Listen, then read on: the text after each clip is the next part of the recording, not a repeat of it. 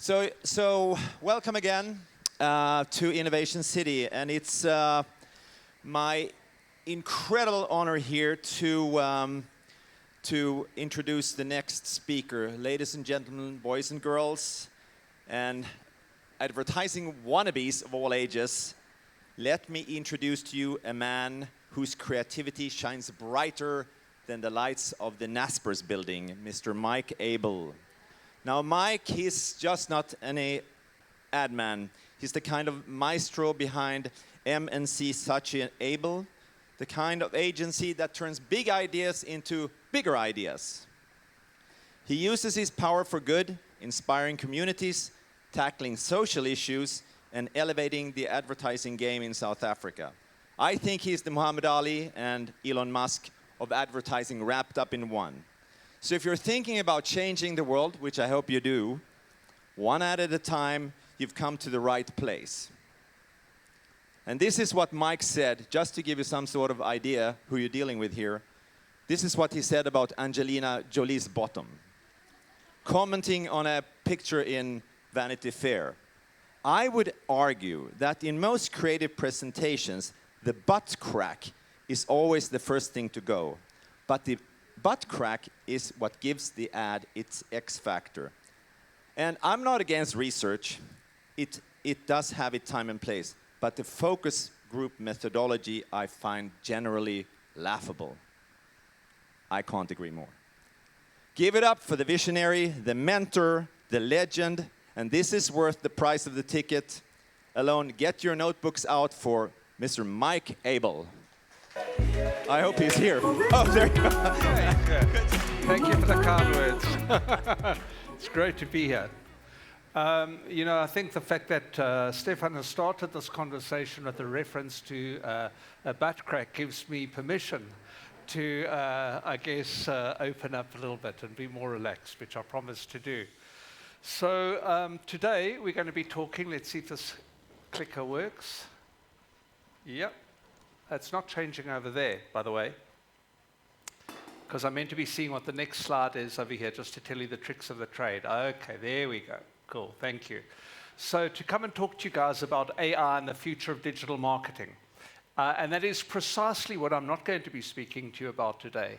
You'll be relieved to hear, because all you need to do is to go into ChatGPT or something similar and put in AI and the future of digital marketing, and you'll get a whole presentation on it, beautifully done.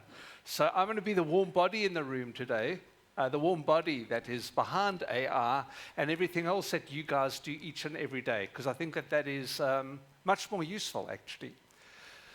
So why AI? Well, in terms of me talking today, my orientation has always been to run towards problems, to run towards challenges, to run towards issues. And I'll give you some examples what I mean by that, because I think the most useful thing I can leave you with today is possibly an orientation as opposed to a lesson on AI, which you can certainly pick up for yourselves. So I used to surf. My staff found that quite amusing because I only see the bald 57-year-old man. They don't realize I was once tall, dashing, and had hair. I was a good bodyboarder, but not a very good surfer. But anyway, when I used to go and surf, we would arrive at the surfing spot, and we would drive these vans. They were called fuck trucks in those days, but if you say it quickly, it doesn't sound rude. And we used to keep our surfboards in it. And there used to be on the back of our back windows this perforated plastic called Contravision, and on it there would be sea and waves and palm trees. You've seen these things. And I looked at this and I thought, what an amazing device, what an amazing piece of material to do advertising on the back window of black taxis. And I was living in Port Elizabeth, now Gqeberha. And I decided, and I hated apartheid, and I have always been an activist against it.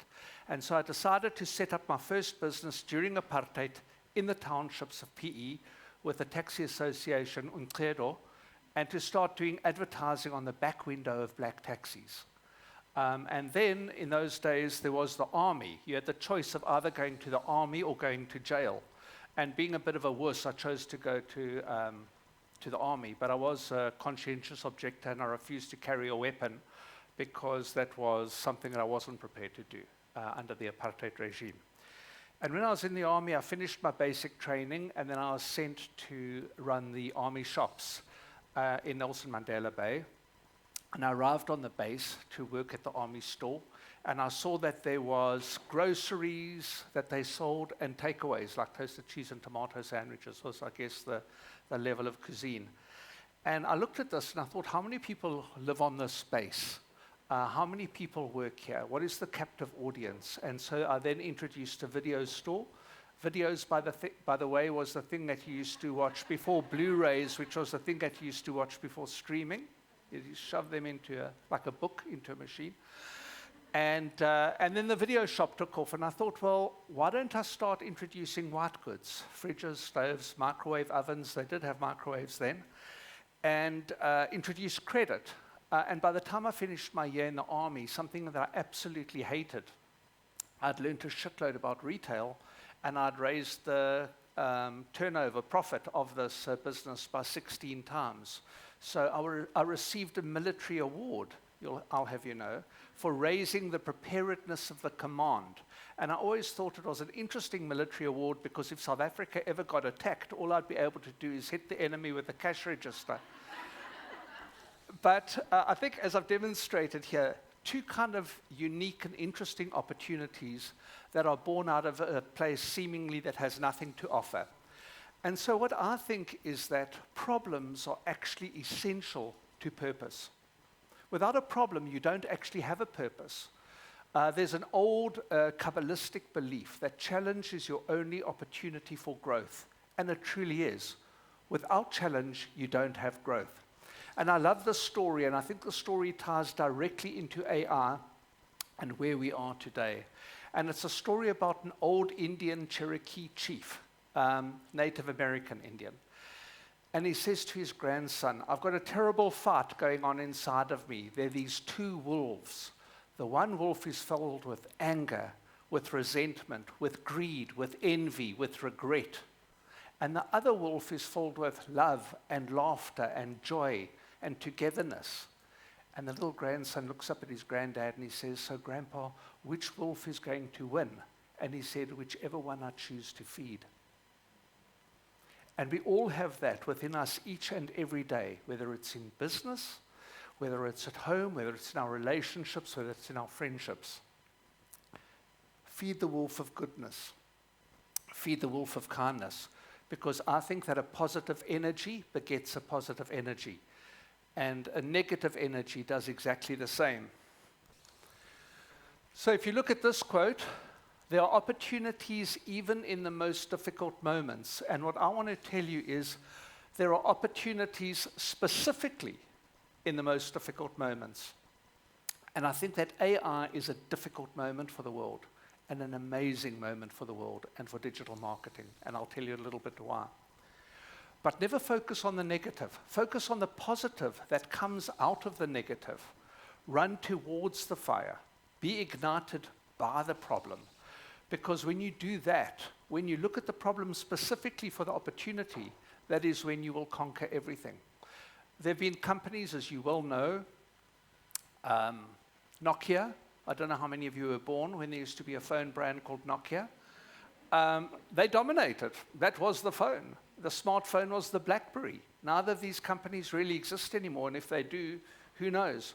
Because what they failed to do was to run towards the problem. That when they saw that handset that Steve Jobs invented in 2008, 2007, they thought people love keyboards. They thought people like that little white toggle in the middle of the BlackBerry. They didn't understand where the world was going. But if you embrace where the world is going, that's when you start unlocking opportunity.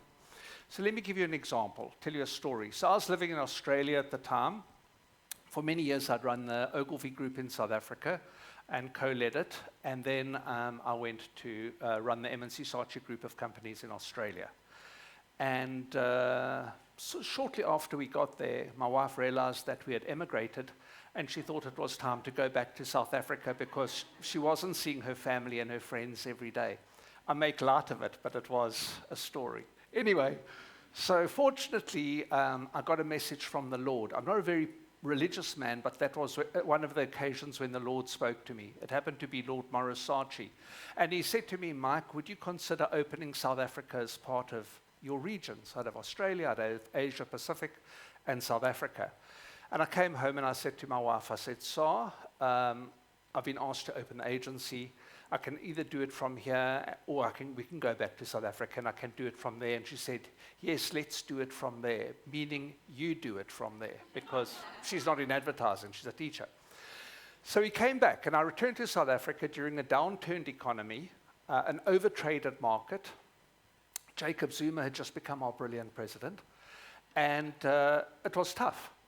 But because I was determined to do something different, on day one of the agency, if you were there on the 1st of February 2010, you would have heard this delusional man, Mike Abel, sitting with 12 or 13 other lonely souls that day. We had no clients, we had no furniture, we were sitting on the floor.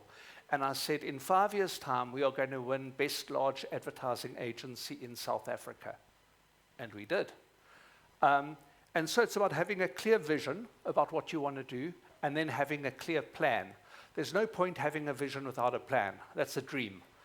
And so how did we make it work? We made it work by embracing the problems and through those problems, understanding the opportunity. So what does this have to do with AI? Absolutely nothing and absolutely everything. Because right now we are at a point where we can do the exponential, where we can unlock possibility like never before. And for the people who are worried about AI taking their jobs, well, you've already lost your job. For those that are worried about AI, or not worried, excited about AI, enhancing their job, enhancing their performance, unlocking opportunity, well, you're already on this new bullet train. And I'll talk to you a little bit why I say that. So Mo Gawdat, who is, you know, when I saw his quote, I was reminded of that song, Who the Fuck is Alice? I thought, who the fuck is Mo Gawdat? But he was an executive, or is a big executive at Google X. So because he works for Google X, he is an important man. And it says, if we control our AI, it won't live up to our expectations. And if we don't, we risk it going rogue. And I look at it slightly differently. Instead of control, how do we rather harness the power of AI? There is still a pilot in the plane when it's on autopilot. There's somebody that takes it off, somebody that lands it, somebody checks on everything. And that's going to be us. We're going to be the guys that do it. But with everything in life, you have the good, you have the bad, and you have the ugly. So I'm going to talk about it. Can we hear some music? For those of you who don't know, that's the soundtrack from the movie in the 70s. In the 70s, people, when your parents were born. Okay, so the good. What is the good? Let's have a think about what that could be. So, what's happening here? Okay, it's not showing up there either. Okay, so, imagine in a world of stairs having a lift. Nobody said, fuck, why do we have a lift? I'd rather take the stairs. Thank you very much. The stairs is exactly what solved population in cities. The lift is population in cities, because it was the first time that you could build really high-rise buildings that you wouldn't be able to do. So you actually solved population control and managing space. Next one, the abacus versus the old calculator. Perfect example. That's what we've got right now. You know, you can go from Southampton to New York, 7 days on a boat, 6 hours in a plane. That's what we're talking about. We're talking about saving time. We're talking about having longer lives, because we're not wasting our lives doing shit that we don't need to be doing shit with. We're talking about that phone over there versus this thing over here, which is called a mobile phone, but I don't know how many of you use your phone to make phone calls. I make no phone calls from my phone. I WhatsApp people. I hate it when people phone me. And then I use it for absolutely everything else. I write my articles, I do my search, I do my transactions, I do frigging everything on that thing. So I think really it's about enhancing our lives. So if that's our sole focus, how does this enhance my life at home, but particularly in business? What does that look like? because it's not about replacing the lives. So if you were a coach driver, somebody that rode a carriage in the early 1900s, and then Henry Ford invented the Model T Ford, you didn't stop working. You didn't say, well, then nobody is going to be on coaches anymore. What you would do is you go and work for the Ford company. If nobody turned around and said, well, now that he's invented Ford, the car's solved. There was still General Motors, there was still Toyota, there was still Volkswagen, a whole industry. But people didn't stop there. People started companies that made windscreens, and companies that made windscreen wipers, and brake pads, and shock absorbers, and seat belts, and everything else. A whole industry sprung off that. And that is where we are right now. Right now, as we sit here today, Henry Ford has just invented the Model T Ford. That is such a profound opportunity for everyone in this room to be at the beginning of something extraordinary, to be at the beginning that, other than techies in this room, none of us really knew what AI was until November 2021, I think it was, or 22 actually, November 2022, when we read about ChatGPT and OpenAI. Unbelievable. That's how quick this is. But because the machine itself is learning at a pace far quicker than we can learn, it's going to advance so quickly. It's going to leapfrog any timeline that we know. And again, that's a great thing. So talking about problems, I was approached to enter this new world. I don't know if you've heard of the metaverse. Everyone knew about the metaverse. Nobody talks about the metaverse anymore because AI stole the metaverse party. But the metaverse will come back, and I'll explain to you how it will come back. So I bought some land in Ubuntu land from Africa Rare, and I decided to build the MNC Saatchi Able agency there. But what you can't do is you can't go and brief in an ad and create an ad at that agency because you simply can't do that yet with tech. So we are well known for having our contemporary art exhibition. And so what I made it was an accessible place for people to visit in order to go and see the MNC Saatchi Able art collection. So for those of you who like art, 12,000 people have already been through our gallery. Go and visit it in Ubuntu land. But the metaverse does have purpose, and I'll talk about it. So here I am, standing in my office 3 years ago. I think when this photograph was taken by Maciek, who heads our marketing and is standing at the back, I was actually in the North Pole, having a polar bear walking towards me, and I practically shut myself because it actually looked like that polar bear was walking towards me while I was on that ice cap. And I thought, this is unbelievable. This is going to transform shopping, retail.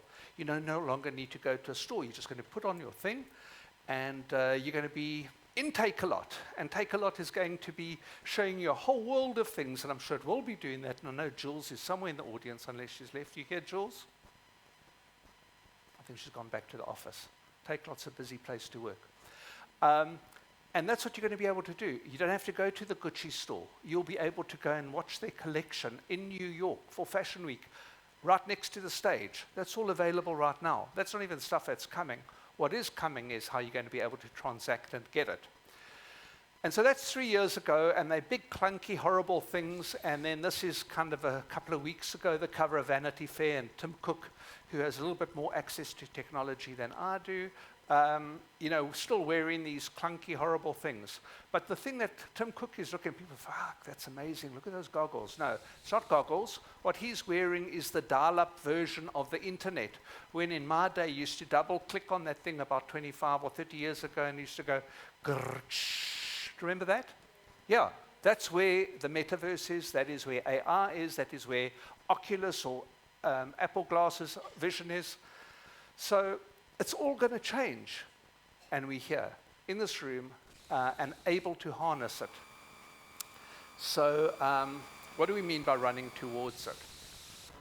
I love this poem. It's written by William Wordsworth in 1839, and I thought because it's such a busy day, I'm going to read this poem to you. Okay, which goes, in meadows grace, where blooms abound, the butterfly with wings so crowned, a fleeting dance, a brief ballet, in nature's script, a wondrous play. O fragile soul in hues arrayed, life's tapestry so finely laid, yet yon, the flower's sweet embrace, an ephemeral and delicate grace. And we can all acknowledge that William Wordsworth was a brilliant poet. but it's actually a crock of shit because I got AI to write that in 5 seconds before this presentation. Okay, I said, write a Williams Wordsworth poem in his style about a butterfly. I put in a couple of prompts around it. Now that's what it can do, literally 5 seconds, and it goes on. There are lots of stanzas. If you want me to carry on, I can load it, and I can read you the whole thing, yeah. And I think that for me, in a marketing, advertising, content business, is so incredibly powerful. To say that you can actually do this. So my copywriters can get on with conceptualizing ideas, because ideas are the most important thing in the world, and then how you bring them to life. But instead of sitting there and puzzling and puzzling and puzzling, if you know how to prompt this machine and you know how to fire it up, you can get something really good. So I don't know if those of you know what that thing is on the left. It's a tree called a sequoia, otherwise known as the redwood. And redwood trees and redwood forests can live up to 500 years. The reason they can do it is not because the tree is so big and so tall and so strong. The trick about the redwood forest is it all happens under the earth because the roots interconnect, support the other trees. So when a storm comes or a world-changing event, the sequoias can survive because of the root system.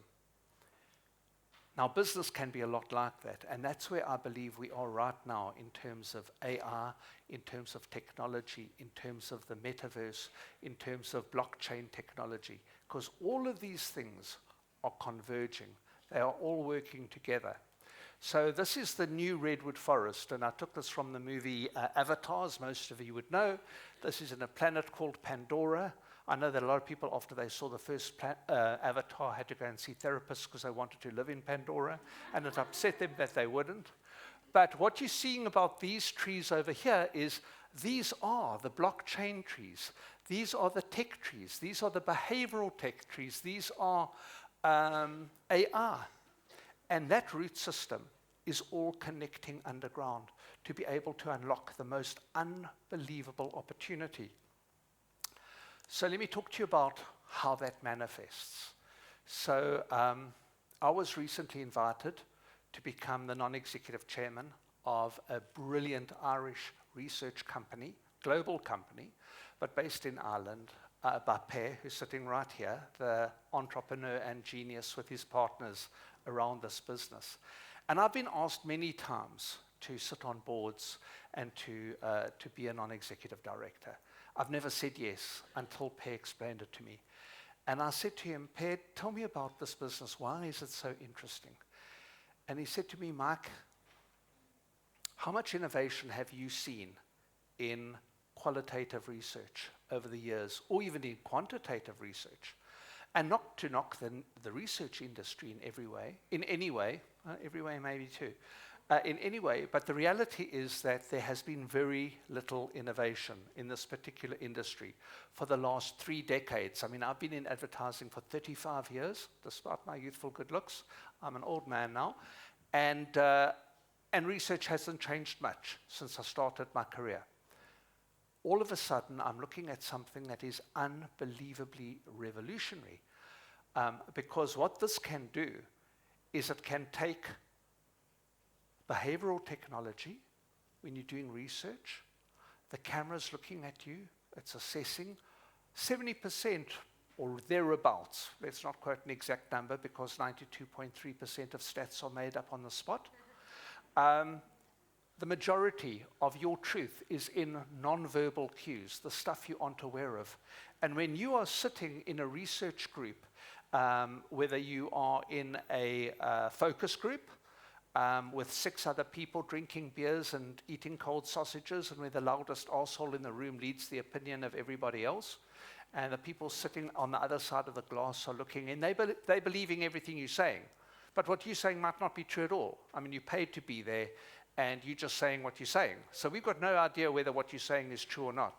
So it could easily be garbage in, garbage out, really. And when you're in an interview situation, you're interviewing somebody, it's also very, very expensive, because what you've got to do is you've got to schedule the appointment as with your respondent. You've got to pay them to attend that interview, and then you're going to sit in front of them. And the person that's sitting on the other side of the table is feeling judged, is feeling vulnerable, wants to be doing something else that isn't happening within their amount of time. So suddenly, when you can be interviewed by an avatar that looks like a person, but you know it's an avatar, suddenly you don't feel judged. Suddenly you let down your guard. But when simultaneously technology is assessing the veracity of what you're saying because of behavioral technology, and when it's asking questions from different angles to elicit the useful truth, what's brilliant about that? What's brilliant is that what the consumer is saying about the service they're getting is really being heard, is really being understood, and can be acted on by the client. So suddenly, clients are able to make much smarter, much more informed decisions for consumers because they know this is the real truth that they are eliciting. At the same time, because of AI and because of technology and because you understanding behavioral economics, all happening simultaneously, you can do amazing predictive modeling around it, which research doesn't do historically. And because it's a flywheel, you can be conducting research with one company in New York, qualitative, one company in Sweden, not to pair over there, and you can be conducting research in Bloemfontein. All of these things are possible through being able to harness the power of AI, of data, of technology, and connecting that root system underneath. All created by humans, by the way. None of this was created by AI, but AI is going to learn, it is going to enable. But what it allows people to do for the first time, I would argue, in terms of qualitative research, is get to a much more meaningful, real truth. And when you get to the real truth of something, in any business or any situation, that is when you are unable to unlock the problem and to solve it. At home, in business, in family, in relationships, the real truth is the conduit to solving problems. The rest is just wallpaper. So if we have to touch a little bit more on the evolution of AI and in terms of marketing, well, for the first time, we actually have real-time data and analytics working simultaneously. And by them working simultaneously, what they are doing is they're giving you top-line feedback. They are adapting. It is changing in order to get to a better thing, and it's predicting.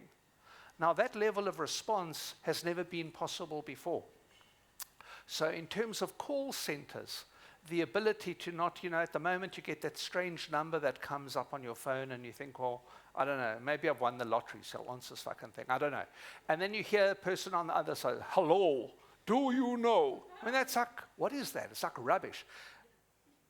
A year from now, it's going to be, hi, Mike, this is Susan. I'm just phoning to see if, and it's going to be an avatar. It's going to be a chatbot. It's not going to be a person. But it's going to be rich and it's going to be engaged, it's going to be listening and it's going to be responding. So if I say, like I can to Siri right now, because Siri can talk to you, if I say, fuck you, Siri, she'll say, well, I don't deal in impolite conversation, So that's all possible, it's all here, but people aren't harnessing it. But with AI, it will be amplified, it will be on steroids. So you're not going to have that dreadful phone call to say, hello, see you had your car serviced yesterday. Were you happy with the car service? If I wasn't happy with the service, you would have heard already. Now not only do I have to pay you 1,250 Rand for the service, but you're now bugging me while I'm at work, actually, or watching my kid run a race at Athletics Day. All of that is going to change through optimization, through automation. So for all of your businesses where you're involved in customer service, where data is important, this is available to you right now to free yourself up and to free your people up, to give a much more accurate, a much richer experience, and to capture the data simultaneously, and then to do predictive modeling around it. That is all available. And if you go online now, and if you go onto ChatGPT or any of the engines that you use, and you put that in, it will tell you exactly how to do it. You don't need Mark Abel here. That's not my job. My job is to tell you to go and do that. So whether it's predictive analysis or personalization of content and recommendations, all of that I suggest you go and have a look at. So the bad and the ugly. Now this is serious shit. Mike's a bit of a clown, but this is the serious shit. And I can be serious. So let's be serious. Okay. So I think it was Aunt May that is credited with saying, with great power, Peter Parker, comes great responsibility. Spider-Man. It's actually a quote from about 100 AD, and it's from the Sword of Damocles. I don't know if it was Socrates or who wrote it, but it's a very old quote. But it feels very sexy and new because it's in the web. Bad pun. What do I mean by that? I mean it's all about perspective. So if you have the wrong perspective, you can do real harm in the world with this new tool.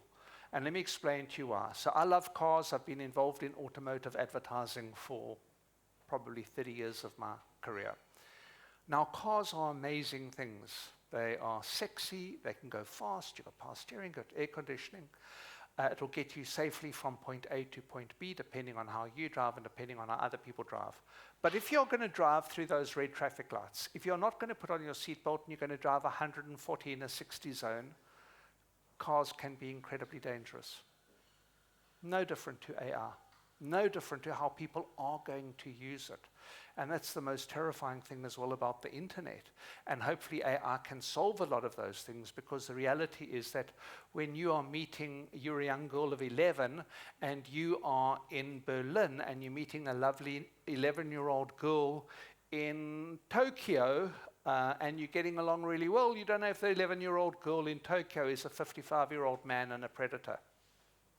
But AR is going to help us solve that. So there's a lot that we're going to be able to do with this. So if we look at privacy, big issues there. And I think that I'm going to talk a little bit just now, but it all comes down to ethics. It all comes down to personal responsibility, because the greatest atrocities in the world are not performed by machines. They're performed by humans using machines. Bias. Let me talk a little bit about bias. So there I am, going about my business on a Saturday morning. Here. Why are you laughing? That's bloody rude. Anyway, here I am, and I'm going about my business, and I get a business publication says to me, Mike, can you send us a recent photograph of yourself? And I think, fuck, Maciek is on having his weekend, and Nadia, who works with Maciek, is having, I'm not going to disturb them. And all of the pictures are so regurgitated, I'll send them something fresh. Saturday morning, I've got a bit of time. So I go into Headshot AI, because all I want to do is clean up these plates behind me. That's all I want to do. So I ask this damn Headshot AI to clean up the photograph. And as true as God, with no prompts whatsoever, it feeds me this. You know, it's, I don't know, Mark the minister? I'll hand out Bibles afterwards. Mark the presidential candidate, and Mark the perv door-to-door salesman. What has it done? What is the bias in this AI? Well, firstly, it's looked at that picture and it's thought, you're too old. Okay? It's told me that. It's made me younger. It said to me, no, Baldy, you need hair again. Okay? It's whitened my teeth. It didn't like my teeth. Okay, so I've had a teeth whitening thing. And it's removed my spectacles, because there's obviously something wrong with people that wear glasses. That is bias. Now, I look at this thing and I think, what is that? You know what I mean? Anyway, I submitted this photograph because presidential. So what it comes down to is ethics. The ethics of what we do, the ethics of the organization that we choose to work with, and who we are as human beings. And when I talk about ethics, I'm talking about values. Because what are our values? Where do we want to take this thing? Because it comes with great responsibility. And we need to understand it that way, and we need to give it the respect to treat it that way. And behind everything in life, there are people. There are always people. The world is in a very, very fucked up state right now. We all know that, okay?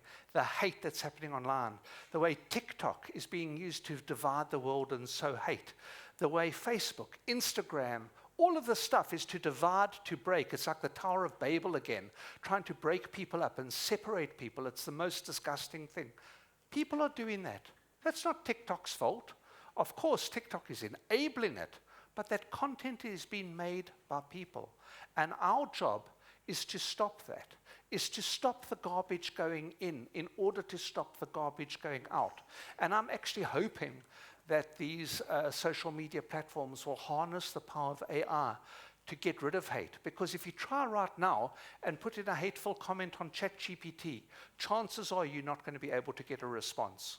Chances are that it's already at a place where it'll say, I'm terribly sorry, but I can't respond to something like that. That is what TikTok should do. It should throw that video out the same way as YouTube already does it. If you put on something with the Bee Gees and it says, you haven't paid license fees for this music, you can't upload it. That's what should be happening with hate. And so anybody that's involved in these social media companies, let us get hate out of this and let us bring a bit of humanity and love back into it. Because ultimately, it's about enhancing lives. And I think that we're going to be able to do things that we've never been able to do within a year from now, within 6 months from now, because of how AI is going to be able to empower us as marketers, as people in business, in order to make positive change in the world. It's not about replacing people, it's about us enhancing it.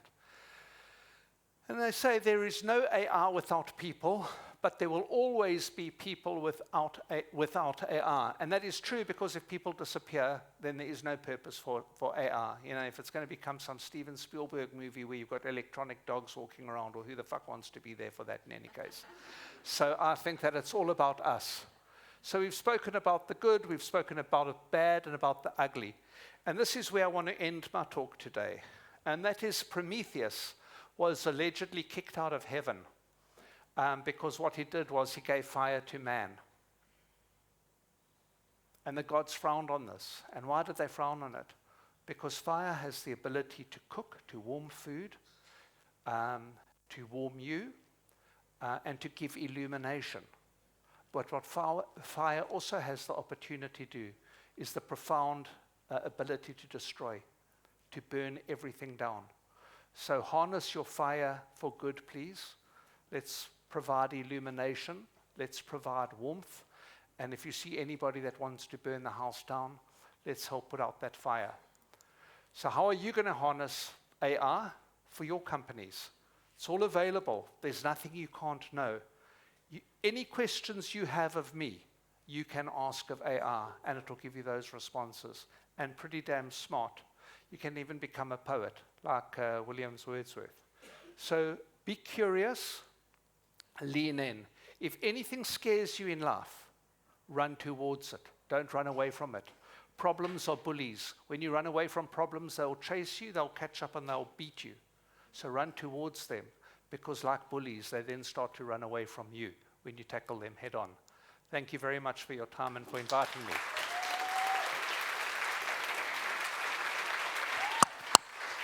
Thanks so much. Thanks, Steph. Do we have time for Q&A? Yeah. Are you okay with that? I'm happy with that, yes. Okay. Questions, answers.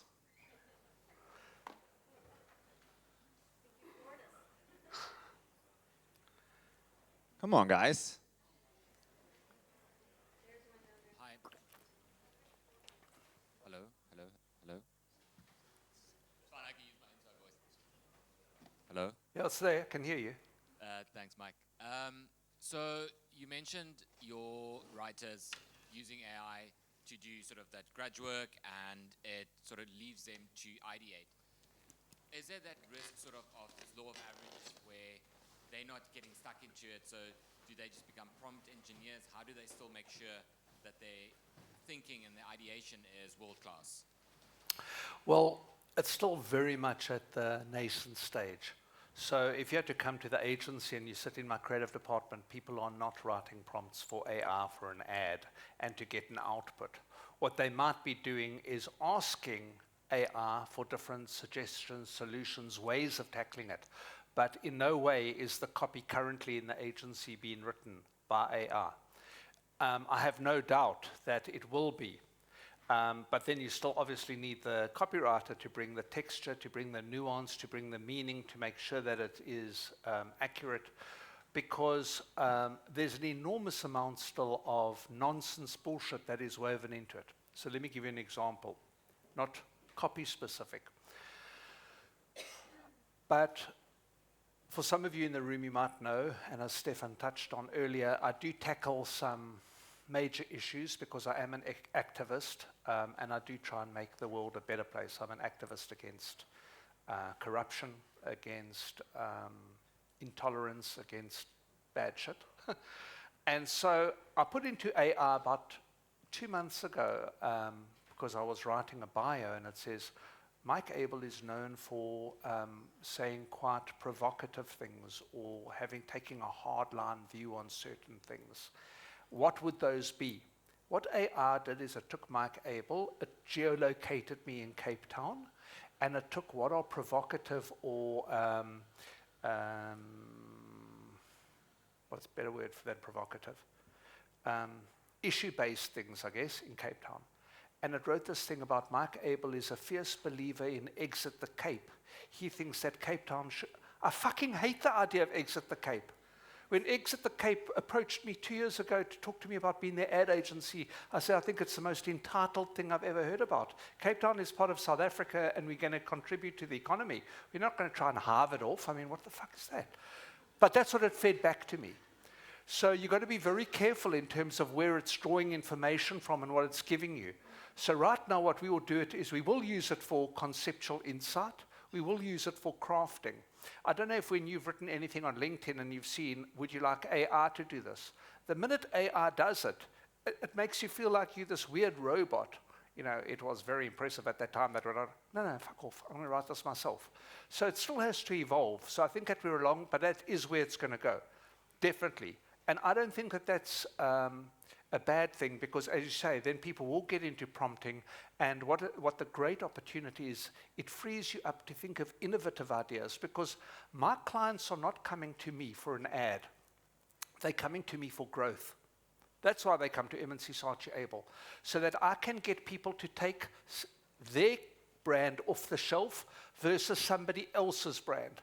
So I can get somebody to book their airline ticket through this company, not through that company. So I can get somebody behind the wheel of this car, not that car.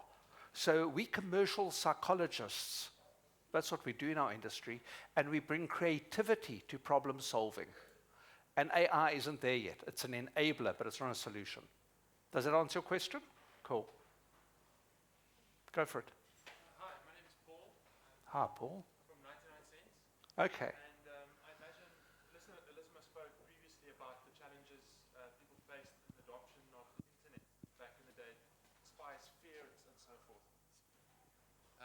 Elisma spoke previously about internet adoption being something scary to Gen Xers, something us millennials and Gen Zs probably shudder to think about. But we're facing our own existential crisis with Gen AI. Yeah. What challenges have you been facing having your staff adopt? So I think it's the human condition, to fear change.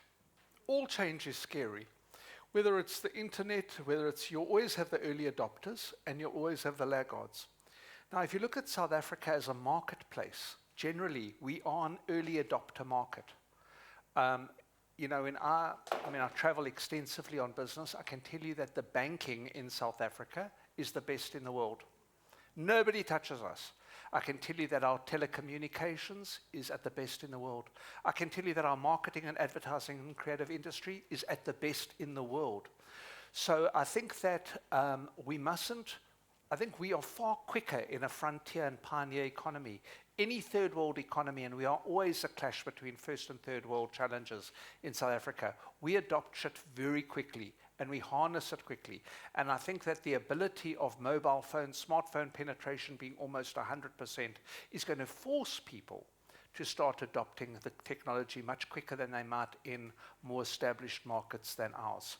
I'm not concerned in the least, and you know, even though I'm the old bully in the company, I'm the guy that runs at the metaverse. I'm the guy that runs at all of these things first because I understand that whatever, you know, you don't want to do is still coming.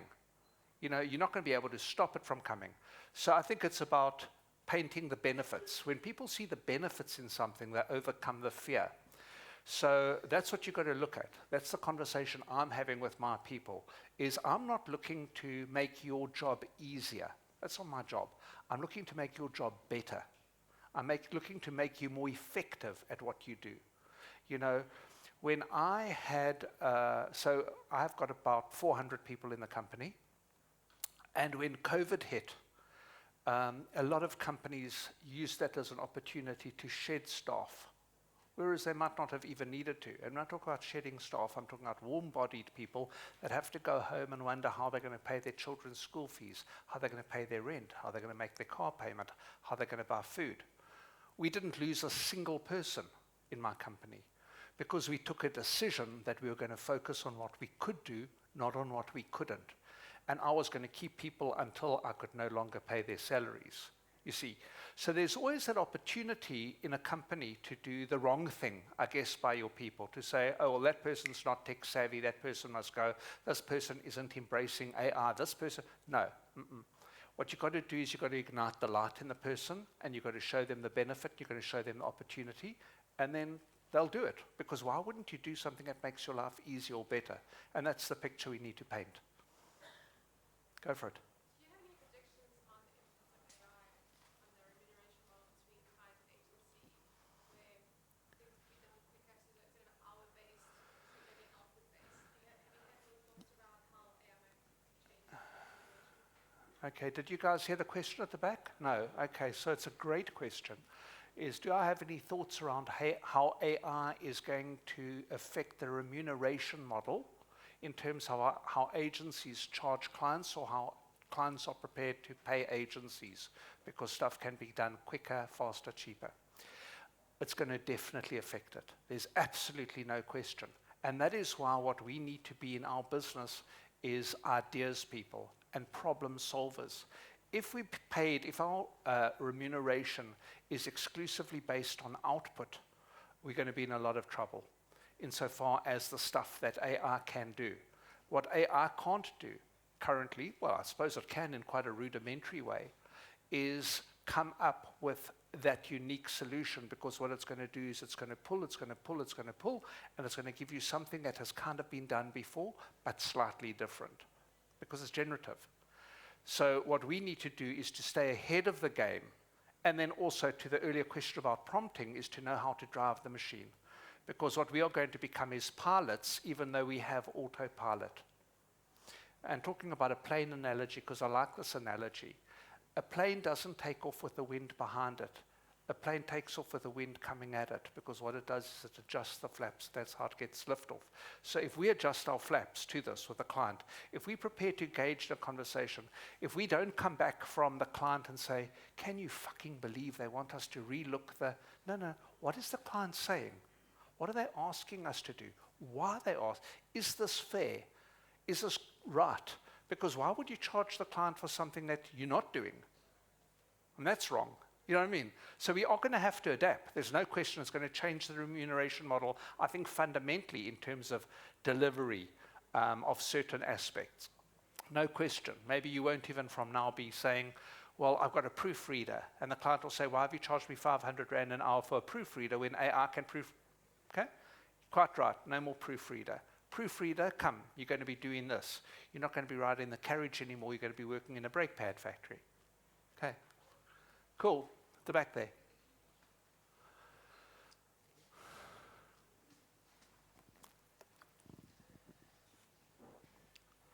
Hi, Mike. Hello.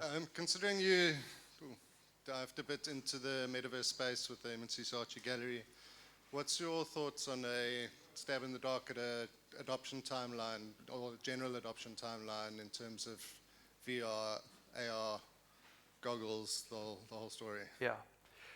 I do think that people got distracted dramatically in terms of the big companies that build by AI.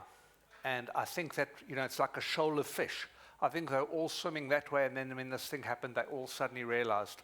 And I think what's going to happen now is it's going to fast track dramatically and extremely quickly. I can't give you an accurate timeline, but what I can tell you is that we are nowhere near it now, where it's going. So if you look at, for example, the avatars that Sense does, it looks like a human being. it talks like a human being. Already we are able to take your voice right now, record it, and plug it in, and you could have read that poem in your voice right now, and you would not know it was not you right now. So why the metaverse is not there yet, very far from there. I mean, Roblox. Roblox is huge, as you know. You can't find a more rudimentary thing than Roblox. It's like in the olden days when my day, when you used to play tennis, you had one little thing on the one side, one little thing, and you go up and you go clunk, and then the thing would move across and you clunk. Now, you know, there was Wii probably 16 years ago, and you look at the PlayStation games today and Xbox, it's a different level altogether. So when you look at my gallery in the metaverse, and you look at what those avatars look like, it's nothing compared to what a Sense avatar looks like. That's like a Roblox thing. It's like this funny thing that floats around. It's got no legs. It's like a hovercraft human being. You know, so I think it's going to change dramatically. I think if we have this conversation a year from now, all of that is going to be obsolete. All of it. Hi. Hello. I wanted to ask, so with AI and obviously technology evolving, people don't pick up the phone. They don't want to talk on a phone call. And that's a big part of my industry is I need to speak to someone to analyze their pathways. I deal with immigration, by the way. Okay. You must be a busy lady. Yeah, very. But yeah, I mean, I've implemented like a booking system that people can book a meeting with me that suits their time. Yeah. But with AI and technology, people know better always. But if they just have a phone call with me and we still have like a human connection and chat about the pathways, then, you know, it obviously gains clarity for every part of the process. But it's a huge issue with marketing I'm struggling with. Because why? Why must they pick up the phone? And there's that like, they're scared. There's not enough time, or they think they need more time, but 10, 15 minutes is more than enough to actually just change that mindset and, stump those, what's it called? I don't know, the myths about immigration. But I just can't get people to pick up the phone. So you only get people to operate out of enlightened self-interest, so that they know that if they're phoning you, they're going to be able to get better, quicker, more out of that phone call than not phoning you. So you need to what I said to Paul just now, you're going to have to work out what are the benefits of them, and then you're going to have to dramatize the benefits. So like that old chappie's rapper, did you know? You know that whole thing is. So did you know that there are 20 different ways of X? Did you know that you can do this in less than 10 minutes? So think of what all of those barriers and objections are, and then think of a creative way of dramatizing what the benefits are of speaking to you. Because unless what people clearly aren't doing is understanding the benefits of that conversation. And if you can articulate in a simple and single-minded and compelling way what your benefits are, then they will call you. But you obviously have to get that in front of them somehow. And people don't read documents, people read headlines. So you're going to have to think about what are those captivating headlines for your business that people think, okay, this is definitely the thing I should explore. And what you're going to do is also heighten the risk of not calling you, the risk of making the wrong decision. You know, a gram of loss weighs 10 times more than a gram of gain emotionally. So fear is a great motivator. The dark arts of Mike Abel. So it's a very scary thing to immigrate. And if you get it wrong, I mean, that's a big, big problem. So you're going to have to dramatize that to get people to phone you to get the answers. And the bill is in the post, by the way. Cool. Okay, one more. Hi. Hi, Mike. I'm Pure. Two more. If you can see me. Hiding there. Hi, I'm Hello. Pure from Mood Creative Agency. I've got quite a practical question.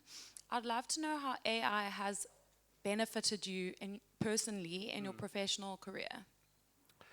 Well, dramatically. I mean, as I told you right now, I'm chairing a company that uses AI to underpin pretty much a big chunk of the entire offering. So here's an exciting, exciting business. It's revolutionary and evolutionary that uses AI. So without AI, you don't have that business. So there's an answer. The other thing is I write a lot. And what I often do is I will put exactly what I've written into AI. It will spell check the whole thing for me, saves me a ton of time. I don't need to get somebody else to proofread it for me. And then also in terms of looking at things from a different angle, is I will, because as I say, when you've got two people in the room that agree on everything, you only need one. And so what I'll often do is seek a different opinion to what I'm thinking from AI in order to test my own thinking.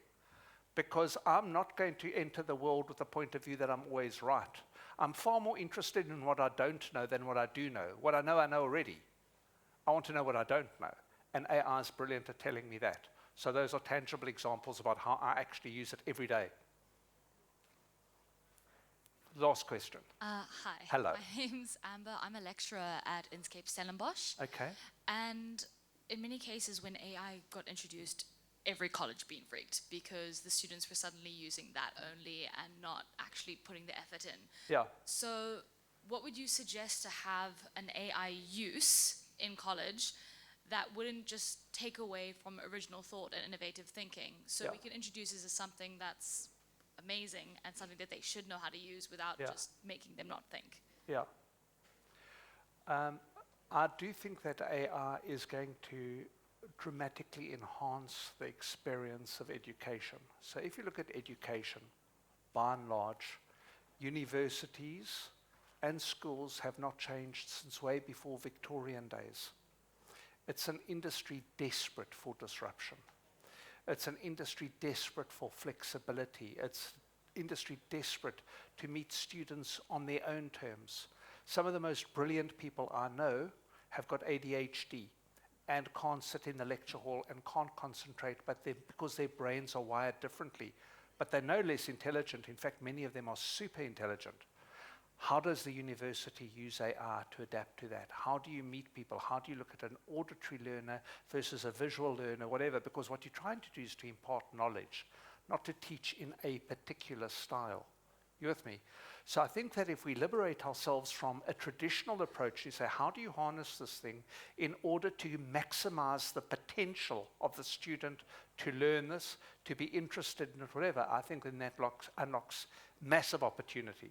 So if I were in your position, I'd be wildly excited about it because I think you can revolutionize the way you guys teach and lecture and bring people in. And if people are relying on cheating, if you like, on the tool to deliver the output, they're going to be caught out later in life. You know, I don't know how many of you guys remember people that you were at school with and that got A's in every class because what they did was they had very good memories. Not because they understood it better than you, but because they could vomit it onto a page better than you. And then you look at where you are 20 years or 30 years after school, and they peaked in high school. Because memory is no longer that important. Application is important. And so that's the thing that we need to do, is to teach people application. And if people are going to be getting brilliant grades because they're smart enough to fool the lecturer that this has been done by AI and they haven't, life's going to find them out. You can't run away from yourself. Wherever you go, you take yourself with you. Okay. Thank you, everybody. Been an absolute pleasure. Thank you. Thanks so much, Mike. That was great. Legendary, Mike. Fantastic. If you don't mind, I'm going to ask you one question. Sure. We got a big audience here with a lot of young people. Yes. And some of them are in jobs and nobody's listening to them. What's your advice to them? You know, when I tried to get a job in advertising, even though I was the top copywriting student at the AAA at the time, and even though I'd done it as a postgrad, nobody wanted to give me a job in advertising. And then I went to apply at an agency called Ogilvy for their graduate trainee program, and they turned me down. What I forgot to tell you is while I was in the army, at night I went to school to study to become an estate agent. Why? Because my mother's business in Nelson Mandela Bay was an estate agency business.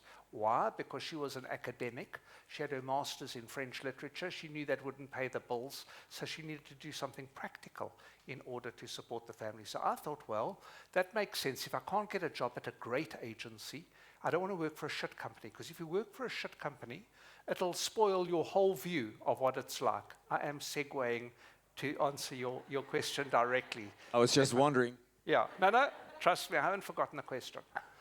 And so I would go for job interviews during the day, and I'd go to Ogilvy, and I was rejected from their graduate trainee program.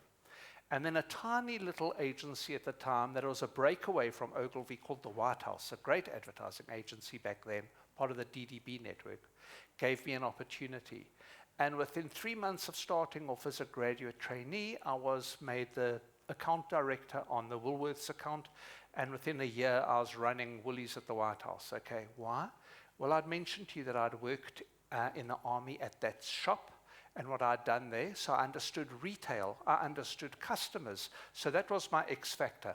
My father's stores in PE when I was growing up were furniture stores that I worked in from age 12.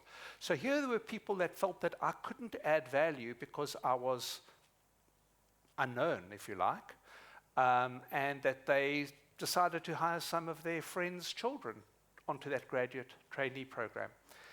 And the interesting thing is then 2 years later, Ogilvy headhunted me to come and work on the Volkswagen account, and within 18 months I was running the VW South Africa account, which I did for the next 15 years, directly or indirectly, because I was running the company at the time. But what it told me at the time was their refusal to listen to me was not a reflection of me or my ability. It was a reflection of them and their ability. So I never backed down or felt invalid through that. They invalidated themselves to an extent. And so, as I said, I joined Ogilvy in 1993, this guy that they didn't want to hire. By 1997, I was on the holding board of the National Executive. In 2001, at 32, I took over as the Group MD, the guy they didn't want to hire. Now, if I'd taken that to heart and said, actually, well, I'm an estate agent, Stefan, I'm not actually an ad guy, then I would have listened, you know what I mean? So don't give in, bash the door down, but at the same time have the self-awareness, to Stefan's question, to hear and to ask yourself, why aren't they listening? Is it valid what I'm saying? Am I bringing a useful opinion to the table? Because trust me, when Mike Abel goes into a room with people that work for him, obviously a lot of people are feeling intimidated. It's ridiculous because I'm not judging them. I want to hear what they have to say. But there's nothing worse than people that want to look clever rather than saying what needs to be said. So that's my most useful bit of advice is say what is useful and what needs to be said, not something that you've read that's going to make you think that you're clever because it's obvious. All right. Does that answer? Amazing. Thanks a lot. Thanks a lot. And if you want more of Mike, which I think we all do, you've written a book. I have. Willing and Able. Yep. And there is a great blog as well, actually, that you stopped writing in 2019. That's correct. You're tired of, but there is a, that's where I found the butt crack, by the way. Did you? Yeah. On my blog. Okay. Well, there's a podcast series. I think it's written in 2009. The butt crack thing. I had to troll through a lot. But anyway, so that's a great blog. You write. My podcast comes out. Oh, okay. Yeah. So on the 5th of March. It launches, and the whole purpose of the podcast is me having conversations with interesting leaders from diverse industries and companies, imparting their wisdoms. So whereas you might not be able to sit down and have a conversation with the CEO of a company and understand their journey and their challenges, I have those conversations specifically to impart wisdom. And that's also called Willing and Able. Okay. Amazing. I mean, you're a treasure trove of knowledge, wisdom, and experience. And thanks for sharing here and online and everywhere. Thanks a lot. Great pleasure. Love you, man. Thank you for inviting me. Amazing. Thank you. It's been a pleasure.